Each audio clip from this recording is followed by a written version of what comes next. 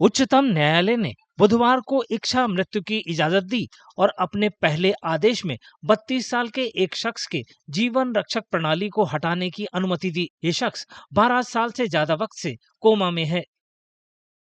पंजाब विश्वविद्यालय के छात्र रहे गाजियाबाद के हरीश राणा 2013 में एक इमारत की चौथी मंजिल से गिर गए थे, जिससे उनके सिर में गंभीर चोटें आईं और तब से वे कोमा में हैं। हरीश के पिता ने उच्चतम न्यायालय के इस आदेश का स्वागत किया और कहा कि इससे उनके बेटे जैसे अन्य मरीजों को मदद मिलेगी। जो ऐसे हमारे हरीश जैसे पता नहीं कितने लोग इस देश में, भारत देश में हैं, तो उनका भी भला होगा। हम इस नाते से और पिता होने के नाते, तो वो जो हमें दुख है, आप एक बच्चे के माता पिता हैं तो आपको पता कितना दुख होता है। अदालत ने दिल्ली के एम्स को निर्देश दिया है कि मरीज की गरिमा बनाए रखने के लिए एक सुनियोजित योजना के तहत जीवन रक्षक उपकरण हटाए जाएं।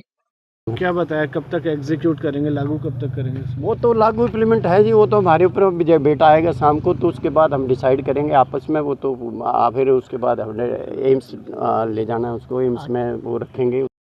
न्यायमूर्ति JB पर्दीवाला और KV विश्वनाथन की पीठ ने लंबे समय से चर्चित इस भावनात्मक मुद्दे पर फैसला सुनाया। पीठ ने केंद्र सरकार से निष्क्रिय इच्छा मृत्यु पर व्यापक कानून लाने पर विचार करने को कहा।